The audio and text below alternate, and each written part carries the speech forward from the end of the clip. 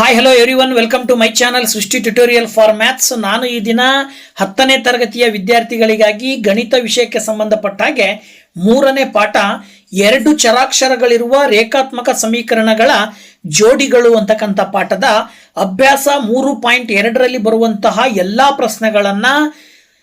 ಪ್ರಶ್ನೆಗಳಿಗೆ ಉತ್ತರವನ್ನ ಅಂದ್ರೆ ಪರಿಹಾರಗಳನ್ನ ಹೇಗೆ ಕಂಡುಹಿಡಿಯೋದು ಅನ್ನೋದನ್ನ ಈ ಒಂದು ವಿಡಿಯೋದಲ್ಲಿ ತಿಳಿಸ್ಕೊಡ್ತಾ ಇದ್ದೀನಿ. ಅಂದ್ರೆ ಇಲ್ಲಿ ಬರುವಂತಹ ಒಂದು ಆದೇಶ ವಿಧಾನದಿಂದಾಗಿ ಸಂಖ್ಯೆಗಳನ್ನ ಲೆಕ್ಕವನ್ನ ಬಿಡಿಸಿ ಜೋಡಿಗಳಿಗೆ ಉತ್ತರವನ್ನ ಕಂಡುಹಿಡಿತಕ್ಕಂಥದ್ದು, ಚರಾಕ್ಷರಗಳ ಬೆಲೆಯನ್ನ ಕಂಡುಹಿಡಲಿಕ್ಕೆ ಸಂಬಂಧಪಟ್ಟಿರ್ತಕ್ಕಂಥ ಪ್ರಶ್ನೆಗಳು, ಅದು ಆದೇಶ ವಿಧಾನ ಅಂತ ಏನ್ ಬರ್ತದೆ. ಆ ಒಂದು ಆದೇಶ ವಿಧಾನದ ಮೂಲಕವಾಗಿ ಚರಾಕ್ಷರಗಳ ಬೆಲೆಯನ್ನ ಕಂಡುಹಿಡಿಯೋದು ಹೇಗೆ ಅನ್ನೋದಕ್ಕೆ ಸಂಬಂಧಪಟ್ಟ ಹಾಗೆ ಮೊದಲನೇ ಕ್ವಶನ್, ಕೆಳಗಿನ ರೇಖಾತ್ಮಕ ಸಮೀಕರಣಗಳ ಜೋಡಿಗಳನ್ನು ಆದೇಶದ ವಿಧಾನದಿಂದ ಬಿಡಿಸಿ ಅಂತ ಕೊಟ್ಟಿದ್ದಾರೆ. ಅಂದ್ರೆ ನಾನು ಆವಾಗಲೇ ಹೇಳಿದ ಹಾಗೆ ಆದೇಶದ ವಿಧಾನವನ್ನ ಬಳಕೆ ಮಾಡೋದ್ರ ಮೂಲಕವಾಗಿ ಎಕ್ಸ್ ಮತ್ತು ವೈ ಅನ್ನುವಂತಹ ಚರಾಕ್ಷರಗಳ ಅಥವಾ ಯಾವುದೇ ರೀತಿಯ ಚರಾಕ್ಷರಗಳಿದ್ರೂ ಅವುಗಳ ಬೆಲೆಯನ್ನ ಕಂಡುಹಿಡಿತಕ್ಕಂಥದ್ದು. ಸೊ ಅದಕ್ಕೆ ಸಂಬಂಧಪಟ್ಟ ಹಾಗೆ ಮೊದಲನೇ ಕ್ವಶನ್ ಕೊಟ್ಟಿದ್ದಾರೆ, x plus y is equal to 14, x minus y is equal to 4. ಈ ಒಂದು ಸಮೀಕರಣಗಳನ್ನ ಬಿಡಿಸ್ಬೇಕಾದ್ರೆ ನೀವು ಮೊದಲನೇದಾಗಿ ಏನ್ ಮಾಡಬೇಕು ಅಂತ ಹೇಳಿದ್ರೆ, ಕೊಟ್ಟಂತ 2 ಸಮೀಕರಣಗಳನ್ನ ಸಮೀಕರಣ 1 ಮತ್ತು ಸಮೀಕರಣ 2 ಅಂತ ತಗೊಂಡು ಅದರಲ್ಲಿ ಮೊದಲನೇ ಸಮೀಕರಣವನ್ನ ನೀವು ಪರಿಗಣನೆಗೆ ತಗೊಳ್ಳಿ. ಮೊದಲನೇ ಸಮೀಕರಣವನ್ನ ಪರಿಗಣಿಸಿ x plus y is equal to 14 ಅಂತ ಬರ್ಕೊಂಡು 2 ಚರಾಕ್ಷರಗಳಲ್ಲಿ ಒಂದು ಚರಾಕ್ಷರವನ್ನ ಎಡಭಾಗದಲ್ಲಿ ಇಟ್ಕೊಂಡು ಇನ್ನೊಂದು ಚರಾಕ್ಷರವನ್ನ ಬಲಭಾಗಕ್ಕೆ ಕಳಿಸಿದಾಗ Y is equal to 14 minus X ಆಗುತ್ತೆ. ಇಲ್ಲಿ ಬಂದಂತ ವೈನ ಬೆಲೆಯನ್ನ ನಾವು ಎರಡನೇ ಸಮೀಕರಣ ಮೇಲ್ಗಡೆ ಏನಿದೆ ಅದಕ್ಕೆ ನಾವು ಆದೇಶವನ್ನ ಮಾಡ್ಬೇಕಂದ್ರೆ ಈ ವೈ ಇರುವ ಜಾಗದಲ್ಲಿ 14 ಮೈನಸ್ ಎಕ್ಸ್ ಅನ್ನ ಹಾಕೊಂಡ್ರಿ ಅಂದ್ರೆ x minus y is equal to 14 ಏನಾಗುತ್ತೆ ಅಂದ್ರೆ x minus 14 minus x is equal to 4 ಆಗುತ್ತೆ. ಈಗ ಎಕ್ಸ್ ನಿಂದ ಮೈನಸ್ ನಿಂದ 14 ಮೈನಸ್ ಎಕ್ಸ್ ಅನ್ನ ಗುಣಾಕಾರ ಮಾಡಿ ಬರೆದ್ರೆ ಅಂದ್ರೆ x minus 14 plus x is equal to 4 ಆಗುತ್ತೆ. ಎಕ್ಸ್ ಮತ್ತೆ ಎಕ್ಸ್ ಕೂಡಿದಾಗ 2x ಬರುತ್ತೆ, ಇಸ್ ಈಕ್ವಲ್ ಟು 14 ಮೈನಸ್ ಇರೋದು ಈಕ್ವಲ್ ಇಂದ ಆ ಕಡೆ ಹೋದ್ರೆ ಪ್ಲಸ್ ಆಗುತ್ತೆ. ಇದರ ಅರ್ಥ 2x ಇಸ್ ಈಕ್ವಲ್ ಟು 18. ಈಗ 2 ಮತ್ತೆ 18 ನೀವು ಭಾಗಾಕಾರ ಮಾಡಿದ್ರೆ ಎಕ್ಸ್ ನ ಬೆಲೆ 9 ಬರುತ್ತೆ. ಇದರ ಅರ್ಥ ಈ ಒಂದು ಎಕ್ಸ್ ನ ಬೆಲೆಯನ್ನ ಒಂದನೇ ಸಮೀಕರಣಕ್ಕೆ ನಾವು ಆದೇಶ ಮಾಡಿದೀವಿ ಅಂತ ಹೇಳಿದ್ರೆ x plus y is equal to 14 ಇರೋ ಜಾಗದಲ್ಲಿ ಎಕ್ಸ್ ಇರುವ ಜಾಗದಲ್ಲಿ 9 ಹಾಕಿದ್ರಿ ಅಂದ್ರೆ 9 plus y is equal to 14 ಆಗತ್ತೆ. 9 ಈಕ್ವಲ್ ಇಂದ ಆ ಕಡೆ ಕಳಿಸ್ರಿ ಮೈನಸ್ 9 ಆಗತ್ತೆ. So Y is equal to 14ರಲ್ಲಿ 9 ಕಳೆದ್ರೆ ನಾವ್ ಏನ್ ಹೇಳ್ಬೋದು ಅಂತ ಹೇಳಿದ್ರೆ 5.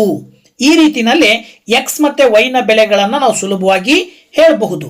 ಇದೇ ರೀತಿನಲ್ಲಿ ಎರಡನೇ ಸಮೀಕರಣ ಕೊಟ್ಟಿದಾರಲ್ಲ, ಎರಡನೇ ಪ್ರಶ್ನೆ, s minus t is equal to 3, s divided by 3 plus t divided by 2 is equal to 6. ಈ ಒಂದು ಸಮೀಕರಣದಲ್ಲೂ ಕೂಡ ನೀವು 2 ಸಮೀಕರಣಗಳನ್ನ 1 ಮತ್ತು 2 ಅಂತೇಳಿ ತಗೊಂಡು ನಾವೀಗ ಒಂದನೇ ಸಮೀಕರಣವನ್ನ ಆಯ್ಕೆ ಮಾಡಿ ಆ ಒಂದನೇ ಸಮೀಕರಣದಲ್ಲಿ ಎಸ್ ಅನ್ನುವ ಚರಾಕ್ಷರವನ್ನ ಇಟ್ಕೊಂಡು ಮೈನಸ್ ಟಿ ಅನ್ನ ಈಕ್ವಲ್ ಇಂದ ಆ ಕಡೆ ಕಳಿಸಿದ್ರೆ ಪ್ಲಸ್ ಟಿ ಆಗತ್ತೆ.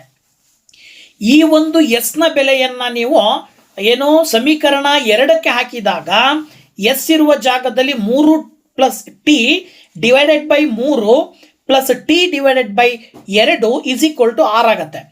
ಈಗ ನೀವು ಸುಲಭವಾಗಿ 3 ಮತ್ತೆ 2ಕ್ಕೆ ಲಾಸ ತಗೊಂಡ್ರಿ ಅಂದ್ರೆ 3 2 6 ಬರುತ್ತೆ. 3 ಪ್ಲಸ್ ಟಿ ಅನ್ನ ಪಕ್ಕದ ಒಂದು ಅಂಶದಿಂದ ಅಂದ್ರೆ 2ರಿಂದ ಗುಣಾಕಾರ ಮಾಡಿದ್ರೆ 2 ಇಂಟು 3 ಪ್ಲಸ್ ಟಿ ಆಗತ್ತೆ. ಅದೇ ರೀತಿ ಟಿ ಅನ್ನ 3ರಿಂದ ಗುಣಾಕಾರ ಮಾಡಿದ್ರೆ 3 ಇಂಟು ಟಿ ಆಗತ್ತೆ. ಮುಂದುವರೆದು 2ರಿಂದ 3 ಪ್ಲಸ್ ಟಿ ಅನ್ನ ಗುಣಾಕಾರ ಮಾಡ್ರಿ, 2 3 6 plus 2 into T 2 T plus 3 T divided by 6 ಅನ್ನ ಈಕ್ವಲ್ ಇಂದ ಆ ಕಡೆ ಕಳಿಸ್ರಿ ಇಂಟು 6 ಆಗತ್ತೆ. ಅದರ ಅರ್ಥ 2 ಮತ್ತೆ 3 ಅನ್ನ ಕೂಡಿದ್ರೆ 5 ಟಿ ಆಯ್ತು. 6 ಇಂಟು 6 ಗುಣಾಕಾರ ಮಾಡ್ತೀರಾ 36. ಈ ಕಡೆ ಇರುವ ಎಡಭಾಗದಲ್ಲಿರುವ 6 ಅನ್ನ ಈಕ್ವಲ್ ಇಂದ ಆ ಕಡೆ ಕಳಿಸಿದ್ರೆ ಮೈನಸ್ 6 ಬರುತ್ತೆ. ಆಗ 5ರಿಂದ 30 ಭಾಗಾಕಾರ ಮಾಡಿದ್ರೆ ಟಿ ನ ಬೆಲೆ 6. ಈ ಟಿ ಯ ಬೆಲೆಯನ್ನ ಮತ್ತೆ ಸಮೀಕರಣ 1ಕ್ಕೆ ನಾವು ಹಾಕಿದ್ರಿ ಅಂದ್ರೆ s minus t is equal to 3 ಆಯ್ತು. ಟಿ ಇರುವ ಜಾಗದಲ್ಲಿ 6 ಹಾಕಿದ್ರೆ ಮೈನಸ್ 6 ಅನ್ನ ಈಕ್ವಲ್ ಇಂದ ಆ ಕಡೆ ಕಳಿಸಿದ್ರೆ ಪ್ಲಸ್ 6 ಆಗತ್ತೆ. ಆಗ ಎಸ್ ನ ಬೆಲೆ 9 ಬರುತ್ತೆ. ಈ ರೀತಿನಲ್ಲಿ s is equal to 9, t is equal to 6 ಅಂತಕ್ಕಂಥ 2 ಚರಾಕ್ಷರಗಳಿಗೂ ಕೂಡ ಬೆಲೆಗಳನ್ನು ನಾವು ಆದೇಶ ವಿಧಾನದ ಮೂಲಕವಾಗಿ ಸುಲಭವಾಗಿ ಕಂಡುಹಿಡಿದಿದ್ದೀವಿ. ಇದಾದ ನಂತರದಲ್ಲಿ ಮುಂದಿನ ಪ್ರಶ್ನೆಯನ್ನು ನೋಡೋದಾದ್ರೆ ಮೂರನೇ ಪ್ರಶ್ನೆ 3x - y = 3, 9x - 3y = 9. ಈ ಎರಡು ಸಮೀಕರಣಗಳನ್ನು ನಾವು ಸಮೀಕರಣ 1 ಸಮೀಕರಣ 2 ಅಂತ ತಗೊಂಡು ಮೊದಲನೇ ಸಮೀಕರಣವನ್ನು ಆಯ್ಕೆ ಮಾಡಿ ಇಲ್ಲಿ 3x - y = 3 ಇದೆ. ಈಗ ನಾವೇನ್ ಮಾಡೋಣ, 3x ಅನ್ನ ಈಕ್ವಲ್ ಇಂದ ಆ ಕಡೆ ಕಳಿಸಿದ್ರೆ ಮೈನಸ್ ಆಗ್ತಿತ್ತು. ಬಟ್ ವೈಗೆ ಚಿಹ್ನೆ ಮೈನಸ್ ಇರೋದ್ರಿಂದಾಗಿ 3ರ ಚಿಹ್ನೆಯನ್ನ ಮೈನಸ್ 3x ನ ಚಿಹ್ನೆಯನ್ನ ಪ್ಲಸ್ ಮಾಡಿ ಬರ್ಕೊಂಡ್ರೆ y = 3x - 3 ಆಯ್ತು. ಈ y ನ ಬೆಲೆಯನ್ನ ಮತ್ತೆ ಸಮೀಕರಣ 2ಕ್ಕೆ ನಾವು ಆದೇಶಿಸಿದಾಗ 9x - 3 ಇಂಟು y ಇರುವ ಜಾಗದಲ್ಲಿ 3x - 3 ತಗೊಳ್ರಿ = 9. ಮುಂದಿನ ಹಂತ 9x -3ರಿಂದ ಗುಣಾಕಾರ ಮಾಡಿದಾಗ 9x + 9 = 9. 9x ಕ್ಯಾನ್ಸಲ್ ಆದ್ರೆ 9 = 9 ಅಂದ್ರೆ ಎಡಭಾಗದಲ್ಲಿ ಏನ್ ಬರುತ್ತೋ ಬಲಭಾಗದಲ್ಲಿ ಅದೇ ನಂಬರ್ ಬರ್ತಾ ಇದೆ. ಇದರ ಅರ್ಥ ಏನಪ್ಪಾ ಅಂದ್ರೆ ಈ ಒಂದು ಸಮೀಕರಣಗಳು ಅನಂತ ಪರಿಹಾರಗಳನ್ನ ಹೊಂದಿರುತ್ತವೆ ಅಂತ ಹೇಳಿ ಇದಕ್ಕೆ ನಾವು ಒಂದೇ ಪರಿಹಾರವನ್ನು ಹೇಳಲಿಕ್ಕೆ ಅಸಾಧ್ಯ.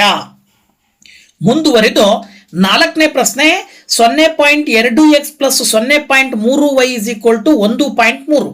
ಅದೇ ರೀತಿ 0.4x + 0.5y = 2.3. ಇದನ್ನ ಬಿಂದುಗಳಿರೋದ್ರಿಂದಾಗಿ ಬಿಂದುಗಳನ್ನು ತೆಗೆದು ನಾವು ಸಂಖ್ಯೆಗಳ ರೂಪದಲ್ಲಿ ದಶಮಾಂಶವನ್ನು ತೆಗೆದು ಪೂರ್ಣ ಸಂಖ್ಯೆಯ ರೂಪದಲ್ಲಿ ಬರ್ಕೊಳ್ಬೇಕಾಗಿರೋದ್ರಿಂದ ಎರಡೂ ಸಮೀಕರಣಗಳನ್ನು ನೀವು 10ರಿಂದ ಗುಣಾಕಾರ ಮಾಡಿಕೊಂಡ್ರೆ ಅಂದ್ರೆ 2x + 3y = 13, 4x + 5y = 23 ಬರುತ್ತೆ. ಸಮೀಕರಣ 1 ಮತ್ತು ಸಮೀಕರಣ 2 ಅಂತ ತಗೊಂಡು ಮೊದಲನೇ ಸಮೀಕರಣವನ್ನು ಪರಿಗಣಿಸಿ 2x + 3y = 13 ಅಂತ ತಗೊಳ್ರಿ. 3y ಅನ್ನ ಈಕ್ವಲ್ ಇಂದ ಆ ಕಡೆ ಕಳಿಸಿದ್ರೆ -3y ಆಗತ್ತೆ. ಹಾಗೇನೆ x ನ ಪಕ್ಕದಲ್ಲಿರುವ ಸಹಗುಣಕವನ್ನು ಕೂಡ ಆ ಕಡೆ ಕಳಿಸಿದ್ರೆ /2 ಆಗತ್ತೆ. ಈ ಒಂದು x ನ ಒಂದು ಬೆಲೆಯನ್ನ x ಗೆ ಏನು ಬಂದಿದೆಯಾ ನಂಬರು, ಈ ಒಂದು x ನ ನಂಬರ್ ಅನ್ನ ನೀವೇನ್ ಮಾಡಬಹುದು, ಎರಡನೇ ಸಮೀಕರಣಕ್ಕೆ ಹಾಕಿದ್ರಿ ಅಂದ್ರೆ 4x + 5y = 23 ಬರುತ್ತೆ. ಆಗ 4 ಇಂಟು x ಇರುವ ಜಾಗದಲ್ಲಿ 13 - 3y / 2 ಬರ್ಕೊಂಡು ಪ್ಲಸ್ 5y = 23 ಅಂತ ತಗೊಂಡ್ರಿ ಅಂದ್ರೆ ಈಗ ಇಲ್ಲಿ 4ರಿಂದ ಗುಣಾಕಾರ ಮಾಡಿದಾಗ 4 × 13 52 - 4 × 3 12y / 2 ಪ್ಲಸ್ 5y = 23. ಈಗ 5y ನ ಕೆಳಗಡೆ 1 ಅಂತ ಬರ್ಕೊಂಡು 2 ಮತ್ತೆ 1ಕ್ಕೆ ಲಾಸ ತಗೊಂಡ್ರಿ ಅಂದ್ರೆ 2 ಬರುತ್ತೆ. ಅದ್ರ ಪ್ರಕಾರ ಮೇಲ್ಗಡೆ 52 - 12y ಹಾಗೆ ಬರ್ಕೊಳ್ತೀರಾ. ಪ್ಲಸ್ 5y ಏನಾಗತ್ತೆ, ಪಕ್ಕದಲ್ಲಿರುವಂತ ಅಂಶದಿಂದ ಗುಣಾಕಾರ ಮಾಡಿದ್ರೆ ಅಂದ್ರೆ ಲಾಸ ಏನ್ ಬಂದಿರುತ್ತೆ ಅದರಿಂದ ಗುಣಾಕಾರ ಮಾಡಿದ್ರೆ 5 2 10 ಬರುತ್ತೆ = 23. ಈಗ 12ರಲ್ಲಿ 10y ಅನ್ನ ಕಳೆದ್ರೆ ನಿಮಗೆ -2y ಬರುತ್ತೆ. 23 ಕೆಳಗಡೆ ಇರುವ /2 ಅನ್ನ ಈಕ್ವಲ್ ಇಂದ ಆ ಕಡೆ ಕಳಿಸಿದ್ರೆ × 2 ಆಗತ್ತೆ. ಈಗ 52 ಕೂಡ ಆ ಕಡೆ ಕಳಿಸ್ರಿ. -2y = 23 × 2 ಮಾಡಿದ್ರೆ 46 -52. 46ರಲ್ಲಿ 52 ಕಳೆದಾಗ ನಿಮಗೆ -6 ಬರುತ್ತೆ. -2ರಿಂದ -6 ಭಾಗಾಕಾರ ಮಾಡಿದ್ರೆ y ನ ಬೆಲೆ 3 ಬರುತ್ತೆ. ಈ ಒಂದು y ನ ಬೆಲೆಯನ್ನ ಸಮೀಕರಣ 1ಕ್ಕೆ ನೀವು ಹಾಕಿದ್ರಿ ಅಂದ್ರೆ 2x + 3 × 3 = 13 ಅಂತ ತಗೊಂಡು 3ಅನ್ನ 3ರಿಂದ ಗುಣಿಸಿದ್ರೆ 9 ಬರುತ್ತೆ. ಆ 9ಅನ್ನ ಆ ಕಡೆ ಕಳಿಸಿದ್ರೆ -9. 13ರಲ್ಲಿ 9 ಕಳೆದ್ರೆ 4 ಬರುತ್ತೆ. x ಪಕ್ಕದಲ್ಲಿರುವ ಸಹಗುಣಕದಿಂದ ಗುಣಾಕಾರ ಭಾಗಾಕಾರ ಮಾಡಿದ್ರೆ 2 ಬರುತ್ತೆ. ಇದರ ಅರ್ಥ x ನ ಬೆಲೆ 2, y ನ ಬೆಲೆ 3 ಅಂತ ಹೇಳಿ ನೀವು ಸುಲಭವಾಗಿ ಹೇಳಬಹುದು. ನೆಕ್ಸ್ಟ್ 5ನೇ ಪ್ರಶ್ನೆ √2x + √3y = 0, √3x - √8y = 0. ಇವನ್ನು ಕೂಡ ಎರಡೂ ಸಮೀಕರಣಗಳನ್ನ 1 ಮತ್ತೆ 2 ಅಂತ ತಗೊಂಡು 1ನೇ ಸಮೀಕರಣವನ್ನ ಆಯ್ಕೆ ಮಾಡಿಕೊಂಡು ಆ 1ನೇ ಸಮೀಕರಣ √2x + √3y = 0. ಈಗ x ಅನ್ನ ಮಾತ್ರ ಈ ಕಡೆ ಇಟ್ಕೊಂಡು √3y ಆ ಕಡೆ ಹೋದ್ರೆ -√3y ಆಗತ್ತೆ. √2 ಈಕ್ವಲ್ ಇಂದ ಆ ಕಡೆ ಕಳಿಸಿದ್ರೆ /√2 ಆಯ್ತು. ಈಗ ನೀವೇನ್ ಮಾಡಬಹುದು ಅಂತ ಹೇಳಿದ್ರೆ ಇದೇ ಒಂದು x ನ ಬೆಲೆಯನ್ನ 1ನೇ ಸಮೀಕರಣಕ್ಕೆ ಹಾಕಿದ್ರೆ ಅಲ್ಲಿ ಏನಾಯ್ತು ಅಂತ ಹೇಳಿದ್ರೆ √3 ಇಂಟು -√3y / 2 √8y = 0 ಆಗತ್ತೆ. √8y ಡಿವೈಡೆಡ್ ಬೈ 1 ಅಂತ ಬರ್ಕೊಂಡು √2 ಮತ್ತೆ 1ಕ್ಕೆ ಲಾಸ ತಗೊಂಡ್ರಿ ಅಂದ್ರೆ √2 ಬರುತ್ತೆ. ಇದರ ಆಧಾರದ ಮೇಲೆ ನೀವು ಮೇಲ್ಗಡೆ -√3y ಬರೀ -3y ಹೆಂಗಾಗತ್ತೆ ಅಂದ್ರೆ √3 ಇಂಟು -√3 ಅನ್ನ ಗುಣಾಕಾರ ಮಾಡಿದ್ರೆ 3 ಸ್ಕ್ವೇರ್ ಆಗತ್ತೆ. ಅದರ ಆಧಾರದ ಮೇಲೆ ನೀವು √3 ಸ್ಕ್ವೇರ್ ಮಾಡಿದಾಗ ಸ್ಕ್ವೇರ್ ರೂಟ್ ಕ್ಯಾನ್ಸಲ್ ಆಗಿ -3 ಉಳ್ಕೊಳ್ಳುತ್ತೆ. ಅದೇ ರೀತಿನಲ್ಲಿ ಪಕ್ಕದಲ್ಲಿ √8 ಅನ್ನ 2ರಿಂದ ಗುಣಾಕಾರ ಮಾಡಿದ್ರೆ -√8 ಬರುತ್ತೆ =0. ಈಗ ಮುಂದಿನ ಹಂತದಲ್ಲಿ -√16ಕ್ಕೆ ರೂಟ್ ತೆಗೆದ್ರಿ ಅಂದ್ರೆ ನೀವು 4y ಅಂತ ಬರ್ಕೊಳ್ಬಹುದು. ಇದರ ಆಧಾರದ ಮೇಲೆ -3y -4y = 0 into divided by 2 ಆ ಕಡೆ ಹೋದ್ರೆ ಇಂಟು 2 ಆಗತ್ತೆ. -3ರಲ್ಲಿ -4 ಅನ್ನ ಕಳೆದ್ರೆ -y ಉಳಿತದೆ, ಸಾರಿ -7y ಆಗತ್ತೆ. -7 ಅನ್ನ ಈಕ್ವಲ್ ಇಂದ ಆ ಕಡೆ ಕಳಿಸಿದ್ರೆ ಡಿವೈಡೆಡ್ ಬೈ -7 ಆಗತ್ತೆ. 0 ಇಂಟು 2 ಮಾಡಿದ್ರೆ 0 ಬರುತ್ತೆ. ಸೊ 0 ಡಿವೈಡೆಡ್ ಬೈ -7 ಮಾಡಿದ್ರು ಕೂಡ y ನ ಬೆಲೆ 0. ಈ y ನ ಬೆಲೆಯನ್ನ 1ನೇ ಸಮೀಕರಣಕ್ಕೆ ಹಾಕಿದ್ರಿ ಅಂದ್ರೆ √2x + √3 ಇಂಟು y ಇರುವ ಜಾಗದಲ್ಲಿ 0 ಮಾಡಿದ್ರಿ ಅಂದ್ರೆ √3 ಇಂಟು 0 ಮಾಡಿದ್ರೆ 0 ಬರುತ್ತೆ. ಈಗ √2x ಅನ್ನಿ √2 ಅನ್ನ ಈಕ್ವಲ್ ಇಂದ ಆ ಕಡೆ ಕಳಿಸಿದ್ರೆ ಡಿವೈಡೆಡ್ ಬೈ 2 ಆಗತ್ತೆ. ಇದರ ಅರ್ಥ 0 ಡಿವೈಡೆಡ್ ಬೈ 2 ಮಾಡಿದ್ರು ಕೂಡ ಉತ್ತರ 0. ಸೊ x ನ ಬೆಲೆನೂ ಕೂಡ 0 ಬಂದಿದೆ, y ನ ಬೆಲೆನೂ ಕೂಡ 0 ಬಂದಿದೆ. ಸೊ ಈ ಎರಡು ಸಮೀಕರಣದ ಜೋಡಿಗಳಲ್ಲಿ ಬರುವಂತ ಚರಾಕ್ಷರಗಳು x ಮತ್ತೆ y ನ ಬೆಲೆಗಳು 0 ಆಗಿರುತ್ತೆ ಅಂತ ಹೇಳಿ ನಾವು ಸುಲಭವಾಗಿ ತಿಳ್ಕೊಳ್ತಾ ಇದೀವಿ. ನೆಕ್ಸ್ಟ್ 6ನೇ ಪ್ರಶ್ನೆ, 3x bar 2 - 5y bar 3 = -2, x bar 3 + y bar 2 = 13 bar 6. ಇಲ್ಲೂ ಕೂಡ ಇಲ್ಲಿ ಬಾರ್ ಇರೋದ್ರಿಂದ ಅಂದ್ರೆ ಭಿನ್ನ ರಾಶಿಯ ರೂಪದಲ್ಲಿ ಇರೋದ್ರಿಂದಾಗಿ ಈ ಎರಡೂ ಸಮೀಕರಣಗಳನ್ನ ನಾವು 6ರಿಂದ ಗುಣಾಕಾರ ಮಾಡ್ಕೊಳ್ಳೋಣ. 6ರಿಂದ ಗುಣಾಕಾರ ಮಾಡಿ ಬರ್ಕೊಂಡಾಗ 3x/2 ಇದ್ದಿದ್ದು 9x ಆಗತ್ತೆ, -5y/3 ಇದ್ದಿದ್ದು 10y ಆಗತ್ತೆ, = -2 ಇಂಟು 6 ಮಾಡಿದ್ರೆ -12 ಬರುತ್ತೆ. ಕೆಳಗಡೆನೂ ಕೂಡ ಅಷ್ಟೇ, x/3 ಇದೆ ಅಂದ್ರೆ 3 2 6 ಬರೋದ್ರಿಂದಾಗಿ 2x + y/2 ಇದ್ದಿದ್ದು 3y ಆಗತ್ತೆ, = 13 ಬಾರ್ 6 ಇದೆ. ಅದನ್ನ ಇಂಟು 6 ಮಾಡಿದ್ರೆ 6 ಕ್ಯಾನ್ಸಲ್ ಆಗಿ 13 ಮಾತ್ರ ಉಳ್ಕೊಳ್ಳುತ್ತೆ. ಈ ಎರಡೂ ಸಮೀಕರಣಗಳನ್ನ 1 ಮತ್ತು 2 ಅಂತ ತಗೊಂಡು 1ನೇ ಸಮೀಕರಣವನ್ನ ಪರಿಗಣಿಸಿದಾಗ ಈ ಒಂದು ಸಮೀಕರಣದಲ್ಲಿ 9x - 10y = -12 ಅಂತ ತಗೊಂಡು -10y ಅನ್ನ ಆ ಕಡೆ ಕಳಿಸಿದ್ರೆ +10y ಆಗೋದ್ರಿಂದಾಗಿ 9x = 10y - 12 ಅಂತ ಬರ್ಕೊಳ್ತೀರಾ. x ನ ಪಕ್ಕದಲ್ಲಿರುವ ಸಹಗುಣಕನು ಕೂಡ ಈಕ್ವಲ್ ಇಂದ ಆ ಕಡೆ ಕಳಿಸಿದ್ರೆ ಡಿವೈಡೆಡ್ ಬೈ 9 ಆಗತ್ತೆ. ಈ ಒಂದು x ನ ಬೆಲೆಯನ್ನ 2ನೇ ಸಮೀಕರಣಕ್ಕೆ ಹಾಕಿದಾಗ 2 × 10y - 12 ಡಿವೈಡೆಡ್ ಬೈ 9, ಪಕ್ಕದಲ್ಲಿರುವ +3y = 13. ಈಗ 2ರಿಂದ ಗುಣಾಕಾರ ಮಾಡಿದ್ರೆ 2 10 20y ಬರುತ್ತೆ, -2 12 24 ಬರುತ್ತೆ, ಡಿವೈಡೆಡ್ ಬೈ 9 +3y = 13. ಇಲ್ಲೂ ಕೂಡ 3y ನ ಕೆಳಗಡೆ 1 ಬರ್ಕೊಂಡು 9 ಮತ್ತೆ 1ಕ್ಕೆ ಲಾಸ ತಗೊಂಡ್ರೆ ಅಂದ್ರೆ 9 ಲಾಸ ಬರುತ್ತೆ.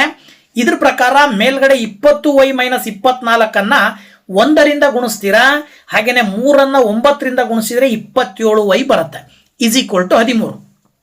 20yಗೆ 27y ಅನ್ನ ಕೂಡಿದ್ರೆ 47y ಬರುತ್ತೆ, -24, 9ಅನ್ನ ಆ ಕಡೆ ಕಳಿಸಿದ್ರೆ 13 × 9 ಆಗತ್ತೆ.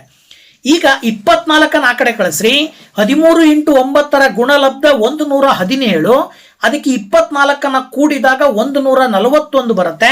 ಸುಲಭವಾಗಿಯೂ ನೀವು 47ರಿಂದ 141ಅನ್ನ ಭಾಗಾಕಾರ ಮಾಡಿದ್ರೆ y ನ ಬೆಲೆ 3 ಬರುತ್ತೆ. ಈ ಒಂದು y ನ ಬೆಲೆಯನ್ನ ಸಮೀಕರಣ 1ಕ್ಕೆ ನೀವು ಹಾಕಿದ್ರಿ ಅಂದ್ರೆ 9x - 10 × 3 = -12 ಆಗತ್ತೆ. 10 × 3 ಮಾಡಿದ್ರೆ 30, ಮೈನಸ್ ಇರೋದ್ರಿಂದ ಆ ಕಡೆ ಕಳಿಸಿದ್ರೆ ಪ್ಲಸ್ ಆಯ್ತು. ಅಲ್ಲಿಗೆ 9x = 18 ಆಗತ್ತೆ. ಅಲ್ಲಿಗೆ 9ರಿಂದ 18ಅನ್ನ ಭಾಗಾಕಾರ ಮಾಡಿದ್ರೆ x ನ ಬೆಲೆ 2 ಬರುತ್ತೆ. ಈಗ ಈ ಸಮೀಕರಣದ ಚರಾಕ್ಷರಗಳು x ಮತ್ತೆ y ನ ಬೆಲೆಗಳು 2 ಮತ್ತು 3 ಅಂತೇಳಿ ಆದೇಶ ವಿಧಾನದ ಮೂಲಕವಾಗಿ ಸುಲಭವಾಗಿ ಬಿಡಿಸಿ ಹೇಳಬಹುದು. ಅಭ್ಯಾಸ 3.2ರ 2ನೇ ಪ್ರಶ್ನೆ, ಇದು ಕೂಡ ಅಷ್ಟೇ. 2x + 3y = 11 ಮತ್ತು 2x - 4y = -24 ಅನ್ನು ಬಿಡಿಸಿರಿ ಮತ್ತು ಇದರಿಂದ y mx ಪ್ಲಸ್ 3ರಲ್ಲಿ m ನ ಬೆಲೆಯನ್ನು ಕಂಡುಹಿಡಿಯಿರಿ ಅಂತಿದೆ. ಈ ಮೊದಲೆರಡು ಸಮೀಕರಣದಲ್ಲಿರುವ x ಮತ್ತು y ಎನ್ನುವ ಚರಾಕ್ಷರಗಳ ಬೆಲೆಯನ್ನು ಕಂಡುಹಿಡಿದು ಆ ಬೆಲೆಗಳನ್ನ y mx ಪ್ಲಸ್ 3ಕ್ಕೆ ನೀವು ಹಾಕಿದಾಗ ಉತ್ತರ ಸಿಗುತ್ತೆ ನಿಮಗೆ.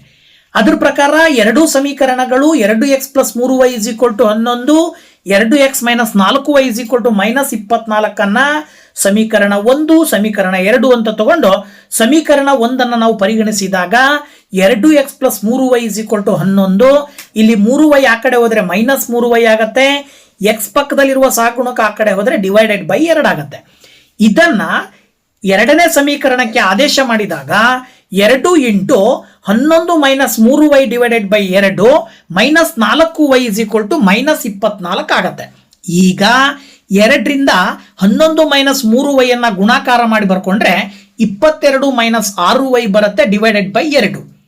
ಮುಂದೆ ಮೈನಸ್ 4y ಮೈನಸ್ 24. ಇಲ್ಲೂ ಕೂಡ ಮೈನಸ್ 4y ನ ಡಿವೈಡೆಡ್ ಬೈ 1 ಅಂತ ಬರ್ಕೊಂಡು 2 ಮತ್ತು 1ಕ್ಕೆ ಲಾಸ 2 ಬರುತ್ತೆ. ಹಾಗಾಗಿ 22 ಮೈನಸ್ 6y ಅನ್ನ 1ರಿಂದ ಗುಣಾಕಾರ ಮಾಡಿದ್ರೆ ಅದೇ ನಂಬರ್ ಬರುತ್ತೆ. ಮೈನಸ್ 4y ಅನ್ನ 2ರಿಂದ ಗುಣಿಸಿದ್ರೆ ಮೈನಸ್ 8y ಬರುತ್ತೆ ಇಸ್ ಈಕ್ವಲ್ ಟು ಮೈನಸ್ 24. ಈಗ 6 ಮೈನಸ್ 6y ಮೈನಸ್ 8y ಕೂಡಿದಾಗ ಮೈನಸ್ 14y, 2 ಈಕ್ವಲ್ ಇಂದ ಆ ಕಡೆ ಕಳಿಸಿದ್ರೆ ಇಂಟು 2 ಆಗತ್ತೆ. ಈಗ 22 ಕೂಡ ಆ ಕಡೆ ಕಳಿಸಿದ್ರೆ minus 14y 48 minus 48 minus 22. Minus ಚಿಹ್ನೆ ಎರಡಕ್ಕೂ ಇರೋದ್ರಿಂದ ಕೂಡಿದ್ರೆ ಮೈನಸ್ 70 ಬರುತ್ತೆ. y ನ ಪಕ್ಕದಲ್ಲಿರುವ ಸಹಗುಣಕದಿಂದ ಭಾಗಾಕಾರ ಮಾಡಿದಾಗ 14 5 70 ಬರೋದ್ರಿಂದ y ನ ಬೆಲೆ 5. ಈ y ನ ಬೆಲೆಯನ್ನ ಮತ್ತೆ ಸಮೀಕರಣ 1ಕ್ಕೆ ಹಾಕ್ರಿ. 2x ಪ್ಲಸ್ 3 ಇಂಟು y ಇರುವ ಜಾಗದಲ್ಲಿ 5 ಹಾಕಿದ್ರೆ 3 5 15 ಬರುತ್ತೆ. ಅದನ್ನ ಆ ಕಡೆ ಕಳಿಸಿದಾಗ ಮೈನಸ್ 15 ಆಗತ್ತೆ. 11ರಲ್ಲಿ 15 ಕಳೆದಾಗ 4 ಚಿಹ್ನೆ ಮೈನಸ್ ದೊಡ್ಡ ಸಂಖ್ಯೆ ಚಿಹ್ನೆ. ಈಗ x ನ ಸಹಗುಣಕ 2ರಿಂದ ಮೈನಸ್ 4 ಭಾಗಾಕಾರ ಮಾಡಿದ್ರೆ x ನ ಬೆಲೆ ಮೈನಸ್ 2 ಬರುತ್ತೆ. ಇದರರ್ಥ ಈಗ ನೀವು y mx ಪ್ಲಸ್ 3 ಇದಕ್ಕೆ ನೀವು ಬೆಲೆಯನ್ನ ಹಾಕಿ m ನ ಬೆಲೆಯನ್ನ ಕಂಡುಹಿಡಿಬೇಕು. y ಅಂತ ಹೇಳಿದ್ರೆ 5 is equal to m into x ಅಂದ್ರೆ minus 2 plus 3. 5 m into minus 2 ಮಾಡಿದ್ರೆ ಮೈನಸ್ 2m ಆಗತ್ತೆ. ಪ್ಲಸ್ 3ನ ಈ ಕಡೆ ತಗೊಂಬಂದ್ರೆ ಎಡಭಾಗಕ್ಕೆ ತಗೊಂಬಂದ್ರೆ ಮೈನಸ್ 3 ಆಗತ್ತೆ. 5ರಲ್ಲಿ 3 ಕಳೆದ್ರೆ 2, m ಪಕ್ಕದಲ್ಲಿರುವ ಮೈನಸ್ 2ರಿಂದ ಭಾಗಾಕಾರ ಮಾಡಿದ್ರೆ m ನ ಬೆಲೆ ಮೈನಸ್ 1 ಬರುತ್ತೆ. ಸೊ ಇದರಿಂದಾಗಿ ನೀವು ಸುಲಭವಾಗಿ ಅವ್ರು ಕೊಟ್ಟಂತ ಸಮೀಕರಣದ ಆಧಾರದ ಮೇಲೆ m ನ ಬೆಲೆಯನ್ನ ನಾವು ಕಂಡುಹಿಡಿದಿದ್ದೀವಿ. m is equal to minus 1. ಈಗ ಇದೇ ಅಭ್ಯಾಸ 3.2ರ 3ನೇ ಪ್ರಶ್ನೆ. ಕೆಳಗಿನ ಸಮಸ್ಯೆಗಳಿಗೆ ರೇಖಾತ್ಮಕ ಸಮೀಕರಣಗಳ ಜೋಡಿಗಳನ್ನು ರಚಿಸಿರಿ ಮತ್ತು ಆದೇಶ ವಿಧಾನದಿಂದ ಅವುಗಳ ಪರಿಹಾರಗಳನ್ನು ಕಂಡುಹಿಡಿಯಿರಿ ಅಂತ ಕೊಟ್ಟಿದ್ದಾರೆ. ಕೆಳಗಡೆ ಸಮಸ್ಯೆಯ ರೂಪದಲ್ಲಿ ಪ್ರಶ್ನೆ ಇದೆ. ಈ ಸಮಸ್ಯೆಯನ್ನ ಒಳಗೊಂಡಂತೆ ಇದಕ್ಕೆ 2 ಸಮೀಕರಣಗಳನ್ನು ನಾವೇ ರಚಿಸಿಕೊಂಡು ಆ ಸಮೀಕರಣದಲ್ಲಿ ಬರುವ ಚರಾಕ್ಷರಗಳ ಬೆಲೆಯನ್ನ ಆದೇಶದ ವಿಧಾನದಿಂದ ಕಂಡುಹಿಡಿಬೇಕು. ಅದಕ್ಕೆ ಸಂಬಂಧಪಟ್ಟಂತ ಮೊದಲನೇ ಪ್ರಶ್ನೆ, 2 ಸಂಖ್ಯೆಗಳ ವ್ಯತ್ಯಾಸ 26 ಮತ್ತು ಒಂದು ಸಂಖ್ಯೆಯು ಇನ್ನೊಂದರ 3ರಷ್ಟಿದೆ, ಅವುಗಳನ್ನು ಕಂಡುಹಿಡಿಯಿರಿ ಅಂತ ಕೊಟ್ಟಿದ್ದಾರೆ. ತುಂಬಾ ಸುಲಭ. ಒಂದು ಸಂಖ್ಯೆಯಲ್ಲಿ ಇನ್ನೊಂದು ಸಂಖ್ಯೆಯನ್ನು ಕಳೆದ್ರೆ ಉತ್ತರ 26 ಬರುತ್ತೆ. ಅದೇ 2 ಸಂಖ್ಯೆಗಳಲ್ಲಿ ಒಂದು ಸಂಖ್ಯೆ ಇನ್ನೊಂದರ 3ರಷ್ಟಿದೆ ಅಂತ ಕೊಟ್ಟಿದ್ದಾರೆ. ಇದರ ಉತ್ತರವನ್ನು ನಾವು ಕಂಡುಹಿಡಿಬೇಕು ಅಂತ ಹೇಳಿದ್ರೆ ಅವ್ರು ಕೇಳಿದ್ರೆ 2 ಸಂಖ್ಯೆಗಳು ಯಾವುವು ಅಂತೇಳಿ. ಹಾಗಾಗಿ ನಮಗೆ ಗೊತ್ತಿಲ್ಲದೆ ಇರುವ ಆ 2 ಸಂಖ್ಯೆಗಳನ್ನು ಒಂದು x ಮತ್ತು ಇನ್ನೊಂದು y ಅಂತ ತಗೊಳ್ಳೋಣ. ಪ್ರಶ್ನೆ ಹೇಳುವ ಪ್ರಕಾರ ಒಂದು ಸಂಖ್ಯೆಯಲ್ಲಿ ಒಂದು ಸಂಖ್ಯೆಯನ್ನು ಕಳೆದ್ರೆ 26 ಬರುತ್ತೆ ಅಂತ ಹೇಳೋದ್ರಿಂದ x minus y is equal to 26 ಅಂತ ತಗೊಳ್ರಿ. ಇದನ್ನ ಸಮೀಕರಣ 1. ಇನ್ನೂ ಒಂದು ಹೇಳುತ್ತೆ ಒಂದು ಸಂಖ್ಯೆಯು ಇನ್ನೊಂದು ಸಂಖ್ಯೆಯ 3ರಷ್ಟಿದೆ ಅಂತ. ಅದ್ರ ಪ್ರಕಾರ x is equal to 3y ಆಗತ್ತೆ. ಈಗ ಇದನ್ನ ಸಮೀಕರಣ 2 ಅಂತ ತಗೊಂಡು x ನ ಬೆಲೆಯನ್ನ 1ಕ್ಕೆ ನೀವು ಹಾಕಿದ್ರಿ ಅಂದ್ರೆ x minus y is equal to 26 ಇರೋ ಜಾಗದಲ್ಲಿ x ಅಂತ ಹೇಳಿದ್ರೆ 3y ಅಂತ ತಗೊಂಡ್ರೆ 3y minus y is equal to 26. 3y ನಲ್ಲಿ y ಕಳೆದ್ರೆ 2y ಬರುತ್ತೆ ಈಕ್ವಲ್ ಟು 26. 2ರಿಂದ 26 ಭಾಗಾಕಾರ ಮಾಡ್ತೀರಾ, y ನ ಬೆಲೆ 13 ಬರುತ್ತೆ. ಮತ್ತೆ ಇದೇ y ನ ಬೆಲೆಯನ್ನ ಸಮೀಕರಣ 1ಕ್ಕೆ ಹಾಕಿದ್ರೆ x minus 13 is equal to 26. 13 equal ಇಂದ ಆ ಕಡೆ ಕಳಿಸಿದ್ರೆ ಪ್ಲಸ್ 13 26ಕ್ಕೆ 13 ಕೂಡಿದಾಗ 39 ಏನು ಬರುತ್ತೆ, ಇದು ಎಕ್ಸ್ನ ಬೆಲೆ. ಸೊ ನಾವು ಎರಡು ಸಂಖ್ಯೆಗಳನ್ನು ಎಕ್ಸ್ ಮತ್ತು ವೈ ಅಂತ ತಗೊಂಡಿರೋದ್ರಿಂದಾಗಿ ಆ ಎರಡು ಸಂಖ್ಯೆಗಳು 13 ಮತ್ತು 39. ಸೊ ದೊಡ್ಡ ಸಂಖ್ಯೆಯಲ್ಲಿ ಚಿಕ್ಕ ಸಂಖ್ಯೆಯನ್ನು ಕಳೆದಾಗ 26 ಬರುತ್ತೆ, 13ರ 3ರಷ್ಟು 39 ಇರುತ್ತೆ. ಸೊ ಕೊಟ್ಟಿರುವ ಒಂದು ಸಮಸ್ಯೆಯ ಆಧಾರದ ಮೇಲೆ ನಾವು ಆ ಎರಡು ಸಂಖ್ಯೆಗಳನ್ನು ಕಂಡುಹಿಡಿದಿದ್ದೀವಿ, 13 ಮತ್ತು 39. ಇನ್ನು ಸಮಸ್ಯೆಗಳಿಗೆ ಸಂಬಂಧಪಟ್ಟ ಹಾಗೆ ಮತ್ತೊಂದು ಎರಡನೇ ಪ್ರಶ್ನೆ, ಎರಡು ಪರಿಪೂರಕ ಕೋನಗಳಲ್ಲಿ ದೊಡ್ಡ ಕೋನವು ಚಿಕ್ಕ ಕೋನಕ್ಕಿಂತ 18 ಡಿಗ್ರಿ ಅಧಿಕವಾಗಿದೆ, ಅವುಗಳನ್ನು ಕಂಡುಹಿಡಿಯಿರಿ. ಪರಿಪೂರಕ ಕೋನ ಅಂದ್ರೆ ಎರಡು ಕೋನಗಳನ್ನ ಕೂಡಿದಾಗ 180 ಡಿಗ್ರಿ ಬರಬೇಕು. ಹಾಗಿದ್ಮೇಲೆ ಎರಡು ಕೋನಗಳಲ್ಲಿ ಒಂದು ಕೋನ ಚಿಕ್ಕದು, ಇನ್ನೊಂದು ಕೋನ ದೊಡ್ಡದು. ಅವೆರಡರ ಮಧ್ಯೆ ಇರುವ ವ್ಯತ್ಯಾಸ 18 ಡಿಗ್ರಿ ಇದೆ. ಅಂದ್ರೆ ದೊಡ್ಡ ಕೋನಕ್ಕಿಂತ ಚಿಕ್ಕ ಕೋನ 18 ಡಿಗ್ರಿ ಕಡಿಮೆ ಇದೆ, ಅಥವಾ ದೊಡ್ಡ ಕೋನವು ಚಿಕ್ಕ ಕೋನಕ್ಕಿಂತ 18 ಡಿಗ್ರಿ ಜಾಸ್ತಿ ಇದೆ. ಹಾಗಿದ್ಮೇಲೆ ಆ ಎರಡು ಕೋನಗಳನ್ನ ಕಂಡುಹಿಡಿಯಿರಿ ಅನ್ನೋದು ಪ್ರಶ್ನೆ. ಅದ್ರ ಪ್ರಕಾರ ನಾವು ದೊಡ್ಡ ಕೋನವನ್ನ ಎಕ್ಸ್ ಡಿಗ್ರಿ ಅಂತ ತಗೊಳ್ಳೋಣ, ಚಿಕ್ಕ ಕೋನವನ್ನ ವೈ ಡಿಗ್ರಿ ಅಂತ ತಗೊಳ್ಳೋಣ. ಪ್ರಶ್ನೆ ಹೇಳ್ತಾ ಇದೆ ಅದರ ಆಧಾರದ ಮೇಲೆ ಎರಡು ಕೋನಗಳ ಮೊತ್ತ 180 ಡಿಗ್ರಿ. ಅಂದ್ರೆ x degree plus y degree is equal to 180 degree.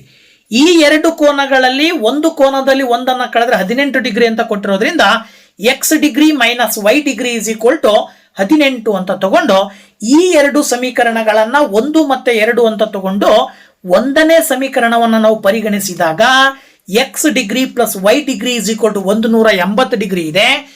Y ಅನ್ನ ಈಕ್ವಲ್ ಇಂದ ಆ ಕಡೆ ಕಳಿಸಿದ್ರೆ ಮೈನಸ್ ವೈ ಡಿಗ್ರಿ ಆಗತ್ತೆ. ಈಗ ಈ ಒಂದು ಎಕ್ಸ್ ನ ಬೆಲೆಯನ್ನ ಒಂದನೇ ಸಮೀಕರಣಕ್ಕೆ ಹಾಕಿದಾಗ ಎಕ್ಸ್ ಇರುವ ಜಾಗದಲ್ಲಿ 180 degree minus y is equal to 18 degree ಅಂತ ತಗೊಳ್ರಿ. ವೈಗೆ ಚಿಹ್ನೆ ಮೈನಸ್ ಇರೋದ್ರಿಂದ ಕೂಡಿದಾಗ -2y ಆಗತ್ತೆ. 180 ಡಿಗ್ರಿಯನ್ನ ಈಕ್ವಲ್ ಇಂದ ಆ ಕಡೆ ಕಳಿಸ್ರಿ -180 ಆಗತ್ತೆ. 180ರಲ್ಲಿ 18 ಕಳೆದಾಗ 162 ಡಿಗ್ರಿ. ದೊಡ್ಡ ಸಂಖ್ಯೆ ಮೈನಸ್ ಇರೋದ್ರಿಂದ ಚಿಹ್ನೆ ನಾವು ಇದಕ್ಕೂ ಕೂಡ ಮೈನಸ್ ಹಾಕ್ತೀವಿ. ಈಗ ವೈನ ಸಹ ಗುಣಕ -2ರಿಂದ 162 ಭಾಗಾಕಾರ ಮಾಡಿದ್ರೆ ವೈನ ಬೆಲೆ 81 ಬರುತ್ತೆ. ಈ ವೈನ ಬೆಲೆಯನ್ನ ಮತ್ತೆ ಸಮೀಕರಣ ಒಂದಕ್ಕೆ ಹಾಕಿದ್ರೆ x degree plus 81 degree is equal to 180 ಬರುತ್ತೆ. 81 ಈಕ್ವಲ್ ಇಂದ ಆ ಕಡೆ ಕಳಿಸಿದ್ರೆ -81. ಈಗ 180 ಡಿಗ್ರಿ ಮೈನಸ್ 81 ಮಾಡಿದ್ರೆ 99 ಡಿಗ್ರಿ ಬರುತ್ತೆ. ಇದು ಎಕ್ಸ್ ನ ಬೆಲೆ. ಅಂದ್ರೆ ಅಲ್ಲಿ ನಿಮಗೆ ಸಿಗುವಂತ ಎರಡು ಕೋನಗಳು ಒಂದು 99 ಡಿಗ್ರಿ, ಇನ್ನೊಂದು 81 ಡಿಗ್ರಿ. ಈ ಎರಡು ಕೋನಗಳನ್ನ ಕೂಡಿದ್ರೆ ಪರಿಪೂರಕ ಕೋನ ಬರುತ್ತೆ. ಜೊತೆಗೆ ಈ ಎರಡರಲ್ಲಿ ಒಂದನ್ನ ಕಳೆದ್ರೆ 18 ಡಿಗ್ರಿ ಬರುತ್ತೆ. ಓಕೆನಾ? ಸೊ ಈ ರೀತಿನಲ್ಲಿ ನಾವು ಅವ್ರು ಕಂಡುಹಿಡಿಯಲಿಕ್ಕೆ ಕೇಳಿದಂತಹ ಎರಡು ಕೋನಗಳನ್ನ ನಾವು ಸುಲಭವಾಗಿ ಕಂಡುಹಿಡಿದಿದ್ದೀವಿ.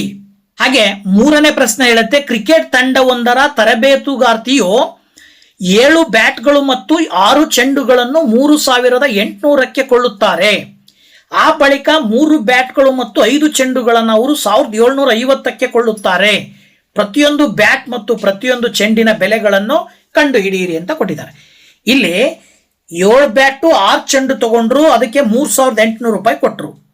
ನಂತರದಲ್ಲಿ ಮತ್ತೆ 3 ಬ್ಯಾಟು 5 ಚೆಂಡುಗಳನ್ನು ತಗೊಂಡ್ರು, ಅದಕ್ಕೆ 1750 ರೂಪಾಯಿ ಕೊಟ್ಟರು. ಹಾಗಿದ್ಮೇಲೆ ಪ್ರತಿಯೊಂದು ಬ್ಯಾಟ್ನ ಬೆಲೆ ಎಷ್ಟು, ಪ್ರತಿಯೊಂದು ಚೆಂಡಿನ ಬೆಲೆ ಎಷ್ಟು ಅಂತ ಕೇಳಿದ್ದಾರೆ. ಸೊ ಇದರ ಒಂದು ಉತ್ತರವನ್ನು ನೀವು ಕಂಡುಹಿಡಿಬೇಕು ಅಂತ ಹೇಳಿದ್ರೆ ಏನ್ ಮಾಡ್ಬೇಕಾಗತ್ತೆ ನೋಡಿ. ಇಲ್ಲಿ ಒಂದು ಬ್ಯಾಟ್ನ ಬೆಲೆಯನ್ನ ಎಕ್ಸ್ ಅಂತ ತಗೊಳ್ಳೋಣ, ಅದೇ ರೀತಿ ಒಂದು ಬಾಲ್ನ ಬೆಲೆಯನ್ನ ವೈ ಅಂತ ತಗೊಳ್ಳೋಣ. ಆಗ ಅವರೇ ಕೊಟ್ಟಿರುವಂತ ಪ್ರಶ್ನೆಯ ಆಧಾರದ ಮೇಲೆ ಅವರು ಏನ್ ಮಾಡಿದ್ರು, ಕೋಚು 7 ಬ್ಯಾಟು 6 ಬಾಲು ತಗೊಂಡ್ರು, ಅದಕ್ಕೆ 3800 ರೂಪಾಯಿ ಕೊಟ್ಟರು. ಅದ್ರ ಪ್ರಕಾರ 7x plus 6y is equal to 3800 ಅಂತ ಆಗತ್ತೆ. ಇದನ್ನ ಸಮೀಕರಣ 1 ಅಂತ ತಗೊಳ್ಳಿ. ನೆಕ್ಸ್ಟ್ ಟೈಮ್ ಮತ್ತೇನ್ ಮಾಡಿದ್ರು, 3 ಬ್ಯಾಟು 5 ಬಾಲು ತಗೊಂಡ್ರು, 1750 ರೂಪಾಯಿ ಕೊಟ್ಟರು. ಅದ್ರ ಪ್ರಕಾರ 3x plus 5y is equal to 1750 ಆಗತ್ತೆ. ಈಗ ಸಮೀಕರಣ 1 ನಾವು ಪರಿಗಣಿಸಿ 7x plus 6y is equal to 3800 ಅಂತ ತಗೊಂಡು ಎಕ್ಸ್ ಅನ್ನ ಮಾತ್ರ ಇಟ್ಕೊಂಡು 6y ಆ ಕಡೆ ಕಳಿಸಿದ್ರೆ -6y ಆಗತ್ತೆ. ಎಕ್ಸ್ ನ ಸಹ ಗುಣಕನ 7 ಕೂಡ ನಾವು ಕಳಿಸಿದ್ರೆ ಡಿವೈಡೆಡ್ ಬೈ 7 ಆಗತ್ತೆ. ಈಗ ಎಕ್ಸ್ ನ ಬೆಲೆಯನ್ನ, ಈ ಮೇಲ್ಗಡೆ ಬಂದಂತ ಬೆಲೆಯನ್ನ ಸಮೀಕರಣ 2ಕ್ಕೆ ಆದೇಶಿಸಿದ್ರೆ ಅಂದ್ರೆ ಎಕ್ಸ್ ಇರುವ ಜಾಗದಲ್ಲಿ 3800 ಮೈನಸ್ 6y ಡಿವೈಡೆಡ್ ಬೈ 7 ಅಂತ ತಗೊಂಡ್ರಿ ಅಂದ್ರೆ ಇಲ್ಲಿ 3ರಿಂದ 3800 ಗುಣಾಕಾರ ಮಾಡ್ತೀರಾ 11400 ಬರುತ್ತೆ. 3ರಿಂದ 6y ಗುಣಿಸಿದ್ರೆ -18y ಬರುತ್ತೆ. Divided by 7 plus 5y = 1750. ಈಗ 5y ಕೆಳಗಡೆ 1 ಬರ್ಕೊಂಡು 7 ಮತ್ತೆ 1ಕ್ಕೆ ಲಾಸ ತಗೊಂಡ್ರೆ 7 ಬರುತ್ತೆ. ಹಾಗಾಗಿ 11400 - 18y 1ರಿಂದ ಗುಣಿಸಿದ್ರೆ 11400 - 18y. 5y 7ರಿಂದ ಗುಣಿಸಿದ್ರೆ 35y = 1750. ಈಗ 7 ಈಕ್ವಲ್ ಆ ಕಡೆ ಕಳಿಸ್ರಿ ಇಂಟು 7 ಆಗತ್ತೆ.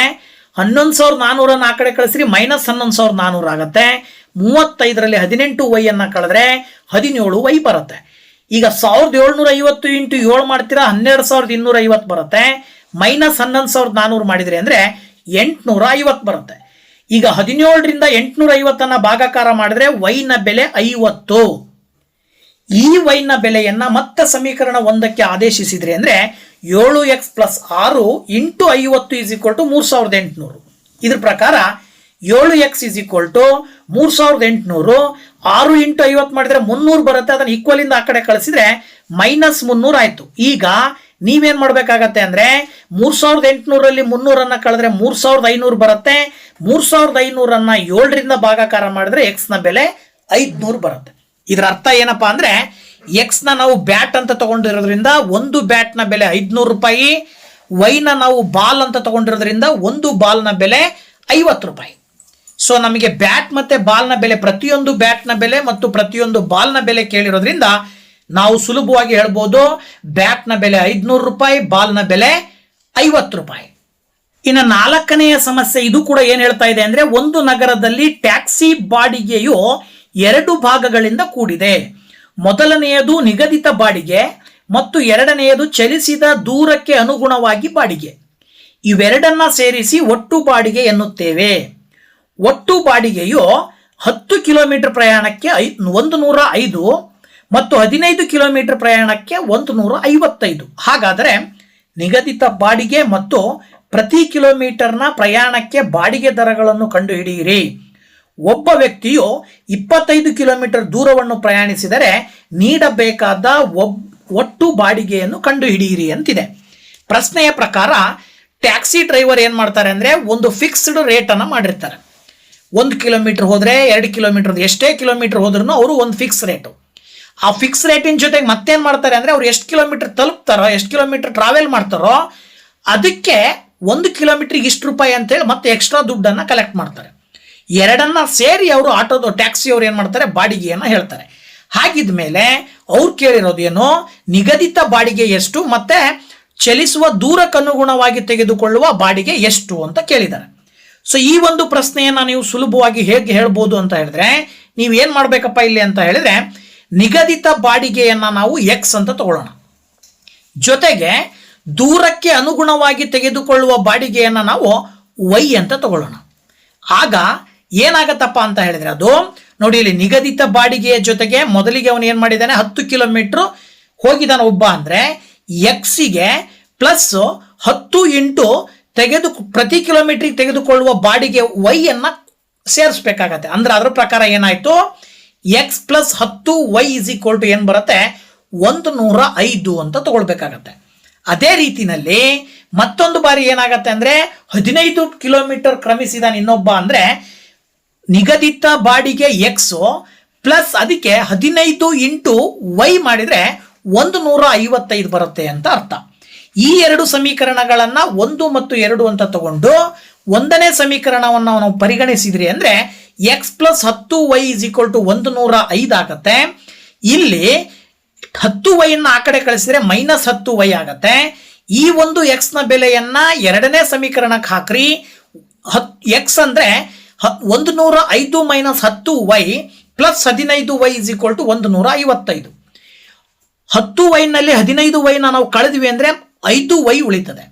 105 ಈಕ್ವಲ್ ಇಂದ ಆ ಕಡೆ ಹೋದ್ರೆ -105 ಆಗತ್ತೆ. 155ರಲ್ಲಿ 105 ಕಳೆದ್ರಿ ಅಂದ್ರೆ 50 ಬರುತ್ತೆ. y ನ ಪಕ್ಕದಲ್ಲಿರುವ ಸಹಗುಣಕ 5ರಿಂದ 50 ಭಾಗಿಸಿದ್ರೆ y ನ ಬೆಲೆ 10 ಬರುತ್ತೆ. ಇದೇ y ನ ಬೆಲೆಯನ್ನ ಮತ್ತೆ 1ನೇ ಸಮೀಕರಣಕ್ಕೆ ಹಾಕಿದ್ರೆ x + 10 × 10 = 105 ಆಗತ್ತೆ. ಅದರ ಅರ್ಥ 10 10 100 ಬರುತ್ತೆ. ಈಕ್ವಲ್ ಇಂದ ಆ ಕಡೆ ಕಳಿಸಿದ್ರೆ -100 ಆಗತ್ತೆ.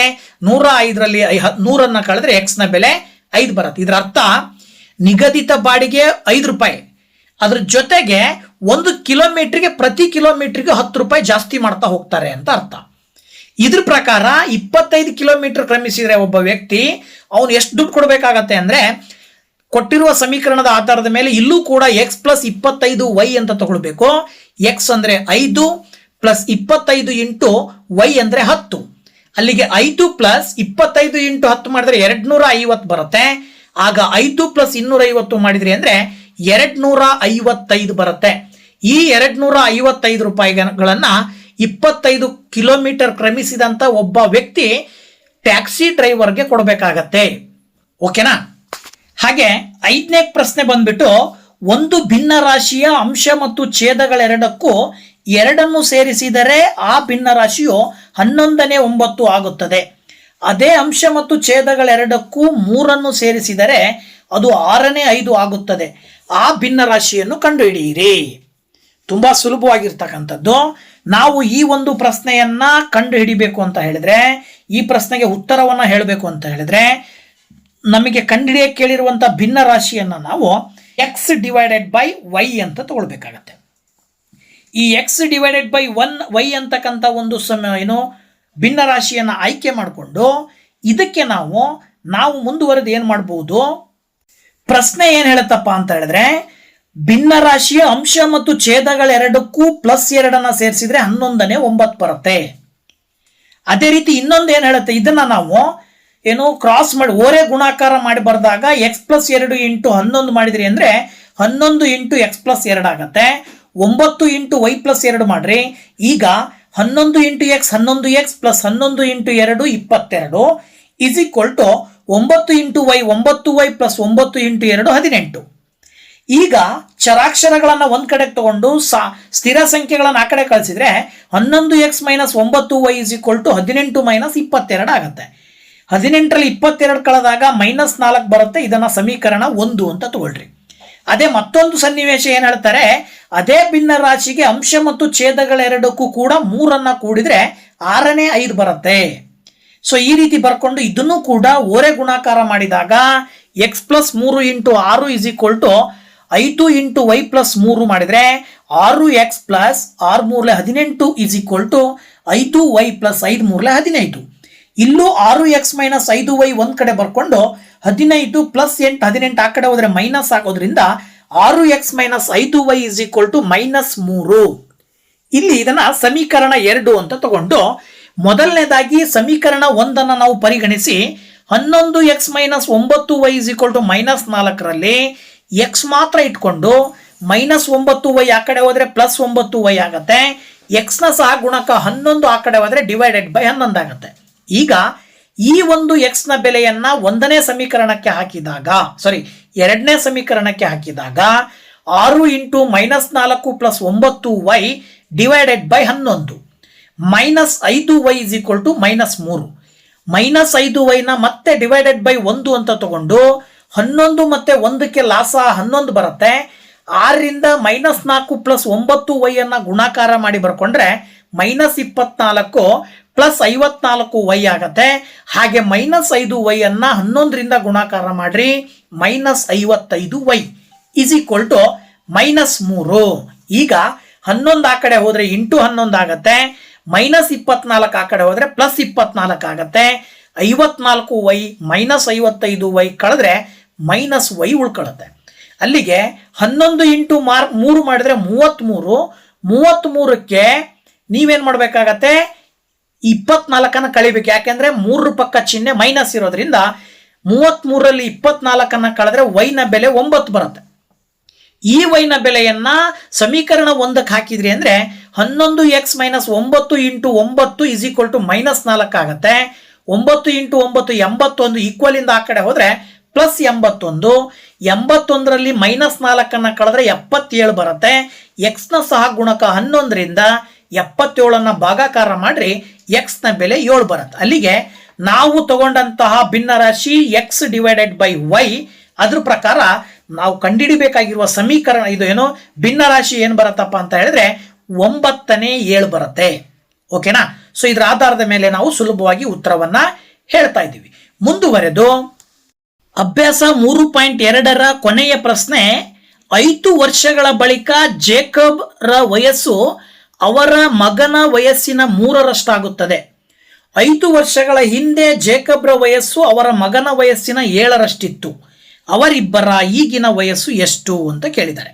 ಈಗ ನಾವೇನ್ ತಗೊಳ್ಳೋಣ, 5 ವರ್ಷಗಳ ಹಿಂದೆ ಜೇಕಬ್ ಮತ್ತು ಅವನ ಮಗನ ವಯಸ್ಸಿನ ನಡುವಿನ ಒಂದು ರಿಲೇಷನ್ ಏನು ಅಂದ್ರೆ, ತಂದೆಯ ವಯಸ್ಸಿನ ಮಗನ ವಯಸ್ಸಿನ 3ರಷ್ಟು ತಂದೆಯ ವಯಸ್ಸಿತ್ತಂತೆ.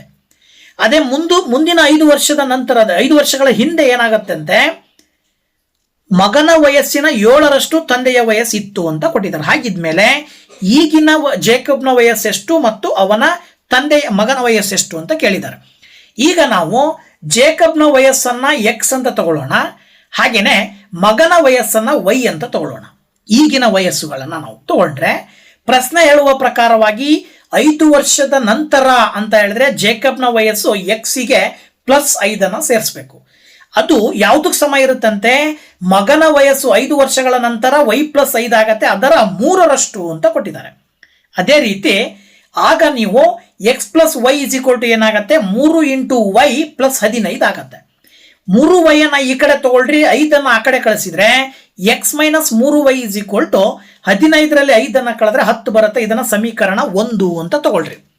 ಇದಾದ ನಂತರ 5 ವರ್ಷಗಳ ಹಿಂದೆ ಅಂದ್ರೆ ಏನ್ ಮಾಡ್ಬೇಕಾಗತ್ತೆ, ಇಬ್ಬರ ವಯಸ್ಸಿನಲ್ಲಿ 5 ಕಳಿಬೇಕು, 7 ಕಳಿಬೇಕು. ಅದರ 5 ಕಳಿಬೇಕು. ಅದ್ರ ಪ್ರಕಾರ ಜೇಕಬ್ನ ವಯಸ್ಸು x - 5 ಆದ್ರೆ ಮಗನ ವಯಸ್ಸು y - 5 ಆಗತ್ತೆ. ಸೊ x - 5 7 × y - 5 ಅಂತ ತಗೊಂಡ್ರೆ 7 × y ಮಾಡಿದ್ರೆ 7y - 7 × 5 ಮಾಡಿದ್ರೆ -35. 7y ಈ ಕಡೆ ಬಂದ್ರೆ -7y, -35 -5 ಆ ಕಡೆ ಹೋದ್ರೆ +5. ಆಗ -35ರಲ್ಲಿ +5 ಕಳೆದ್ರೆ -30 ಬರುತ್ತೆ. ಇದನ್ನ ಸಮೀಕರಣ 2 ಅಂತ ತಗೊಳ್ರಿ. ಈಗ ಮೊದಲನೇದಾಗಿ ಸಮೀಕರಣ 1 ಪರಿಗಣಿಸಿ x - 3y 10 ಅಂತ ತಗೊಂಡು ಇಲ್ಲಿ -3y ಆ ಕಡೆ ಕಳಿಸಿದ್ರೆ +3y ಆಗತ್ತೆ. ಈ ಒಂದು x ನ ಬೆಲೆಯನ್ನ ಸಮೀಕರಣ 2ಕ್ಕೆ ನೀವು ಹಾಕಿದ್ರಿ ಅಂದ್ರೆ 10 + x ಇರುವ 10 + 3y -7y 30 ಆಯ್ತು. 10 ಆ ಕಡೆ ಹೋದ್ರೆ -10, 3ರಲ್ಲಿ 7 ಕಳೆದ್ರೆ -4y ಬರುತ್ತೆ. ಸೊ -30 -10 ಕೂಡಿದ್ರೆ -40, ದೆನ್ -2 ಕಡೆ ಕ್ಯಾನ್ಸಲ್ ಆಗತ್ತೆ, 4 × 10 40 ಬರುತ್ತೆ. ಅಂದ್ರೆ y ನ ಬೆಲೆ 10 ಬಂತು. ಈ ಒಂದು y ನ ಬೆಲೆಯನ್ನ ಸಮೀಕರಣ 1ಕ್ಕೆ ಹಾಕ್ರಿ, x - 3 × 10 ಆಗತ್ತೆ =10. ಆಗ -3 × 10 ಮಾಡಿದ್ರೆ 30, -3 × 10 ಮಾಡಿದ್ರೆ -30, ಆ ಕಡೆ ಹೋದ್ರೆ +30. ಅಲ್ಲಿಗೆ 10 + 30 40 ಆಗತ್ತೆ. ಇದು x ನ ಬೆಲೆ. ಇದರ ಅರ್ಥ ಏನು ಅಂದ್ರೆ ಜೇಕಬ್ನ ಈಗಿನ ವಯಸ್ಸು 40 ವರ್ಷ, ಮಗನ ಈಗಿನ ವಯಸ್ಸು 10 ವರ್ಷ ಅಂತ ಹೇಳಿ ಬರ್ತದೆ. ಸೊ ಅವ್ರು ಕೇಳಿರುವಂತಹದ್ದು ಅದೇ ಕೂಡ, ಜೇಕಬ್ನ ವಯಸ್ಸು ಎಷ್ಟು, ಮಗನ ಈಗಿನ ವಯಸ್ಸೆಷ್ಟು ಅಂತ ಹೇಳಿ 40 ಮತ್ತು 10 ಅಂತ ಹೇಳಿ ಸುಲಭವಾಗಿ ಹೇಳಬಹುದು. ಸೊ ಈ ಒಂದು ವಿಡಿಯೋದಲ್ಲಿ 2 ಚರಾಕ್ಷರಗಳುಳ್ಳ ರೇಖಾತ್ಮಕ ಸಮೀಕರಣಗಳ ಜೋಡಿಗಳಿಗೆ ಸಂಬಂಧಪಟ್ಟಂತ ಅಭ್ಯಾಸ 3.2ರಲ್ಲಿ ಬಂದಂತ ಎಲ್ಲಾ ಪ್ರಶ್ನೆಗಳನ್ನ ವಿಶ್ಲೇಷಣೆಯ ಸಮೇತ ಸಂಪೂರ್ಣವಾದ ಪರಿಹಾರಗಳನ್ನು ತಿಳಿಸ್ಕೊಟ್ಟಿದ್ದೀನಿ. ವಿಡಿಯೋ ಇಷ್ಟ ಆದರೆ ಲೈಕ್ ಮಾಡಿ, ಶೇರ್ ಮಾಡಿ, ಹಾಗೆ ಕಮೆಂಟ್ ಮಾಡಿ. ಜೊತೆಗೆ ಇನ್ನೂ ಚಾನಲ್ ಸಬ್ಸ್ಕ್ರೈಬ್ ಮಾಡಿಲ್ಲ ಅಂದ್ರೆ ಚಾನಲ್ ಸಬ್ಸ್ಕ್ರೈಬ್ ಮಾಡಿ, ಪಕ್ಕದಲ್ಲಿರುವಂತ ಬೆಲ್ ಐಕನ್ ಕ್ಲಿಕ್ ಮಾಡಿ ಅಂತ ಹೇಳ್ತಾ, once again thank you very much. Bye bye.